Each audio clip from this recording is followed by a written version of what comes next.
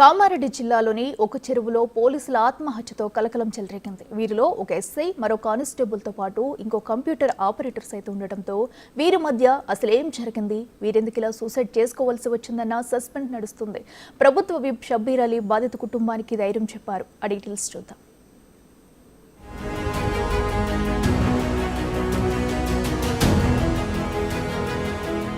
కామారెడ్డి జిల్లా బిక్కనూరు స్టేషన్లో పనిచేస్తున్న ఎస్ఐ సాయి కుమార్, బీబీపేట ఠాణాలో పనిచేసే కానిస్టేబుల్ శృతితో పాటు బీబీపేట మండలానికి చెందిన కంప్యూటర్ ఆపరేటర్ నిఖిల్ ఆత్మహత్య ఘటన కలకలం రేపింది.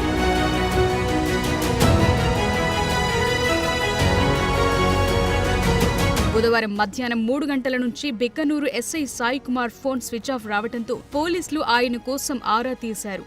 బీబీపేట స్టేషన్లో పనిచేస్తున్న కానిస్టేబుల్ శృతి కూడా బుధవారం ఉదయం డ్యూటీ టైం అయిపోవడంతో ఇంటికి వెళుతున్నట్లు స్టేషన్లో చెప్పి వచ్చారు. మధ్యాహ్నమైనా తమ కుమార్తె ఇంటికి రాకపోవడంతో కానిస్టేబుల్ శృతి తల్లిదండ్రులు బీబీపేట పోలీసులకు సమాచారం ఇచ్చారు. స్టేషన్ నుంచి ఆమె ఎప్పుడో వెళ్లిపోయినట్టు పోలీసులు చెప్పడంతో ఆందోళనకు గురైన శృతి తల్లిదండ్రులు వెంటనే అధికారులను సంప్రదించారు. శృతి ఫోన్ సిగ్నళ్ల ఆధారంగా సదాశివనగర్ మండలం అడ్లూరు ఎల్లారెడ్డి చెరువు దగ్గరున్నట్టుగా గుర్తించి హుటాహుటిన ఘటనా స్థలానికి చేరుకున్నారు పోలీసులు.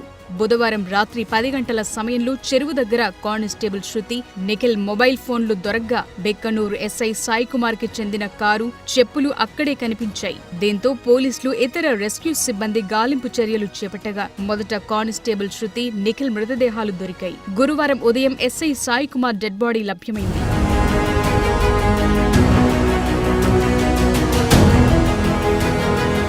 ఎస్ఐ సాయి కుమార్ గతంలో బీబీపేట పోలీస్ స్టేషన్లో పనిచేశారు. ప్రస్తుతం శృతి సైతం ఇక్కడే డ్యూటీ చేస్తున్నారు. బీబీపేటకు చెందిన నిఖిల్ సొసైటీలో ఆపరేటర్గా పనిచేస్తూనే కంప్యూటర్ రిపేర్లు సైతం చేస్తుంటారని తెలుస్తోంది. అయితే ఈ ముగ్గురి మధ్య ఉన్న గొడవలేంటి?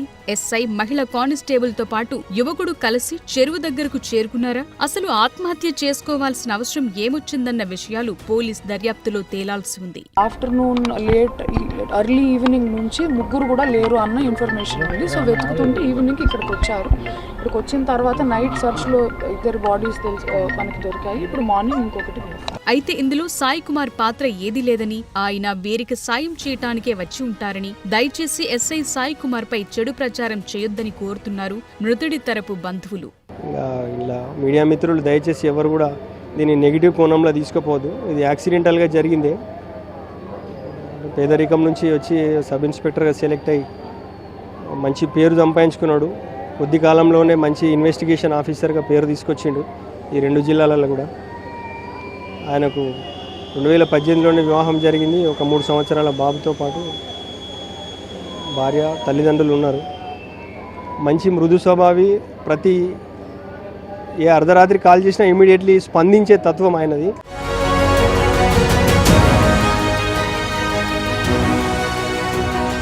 ఇప్పటికే ఎస్ఐ సాయి కుమార్ కుటుంబాన్ని ప్రభుత్వ విప్ షబ్బీర్ అలీ కలిసి ధైర్యం చెప్పారు. మీడియాకు సైతం ఒక క్లారిటీ ఇచ్చి వెళ్లారు. శృతి, నిఖిల్ గొడవపడి చెరువులో దూకి ఆత్మహత్య చేసుకుంటే ఎస్ఐ సాయి కుమార్ కాపాడే క్రమంలో తాను కూడా మరణించడం బాధాకరమని, సాయి కుమార్ కుటుంబాన్ని ఆదుకుంటామని హామీ ఇచ్చారు షబ్బీర్ అలీ. ఒకరికొకరు రక్షించేందుకు పోయినాము అనుకుంటున్నాము. ఎందుకంటే ముందుగా ఊహిస్తున్నాము, ఎంత రైట్ అని చెప్పలేము. మాకున్న సమాచారం దొరికిన ప్రకారంగా ఆమె దొరికింది. దాని తర్వాత నిఖిల్, తర్వాత ఇద్దరిని రక్షిద్దామని ఈయన దొరికినాడు. ఎందుకంటే వాళ్ళు సామాన్ బయట పెట్టుకుని ఉన్నారంటే ఏదో ఉండే వాళ్ళకు. ఇతడు ఈయన టెలిఫోన్ కానీ అన్ని జేబులోనే ఉండే. అంటే సడన్గా వాళ్ళను రక్షిద్దామని ఈయన కూడా దొరికిండు. కానీ ముగ్గురుకు ఈత రాదు బాధాకరంగా.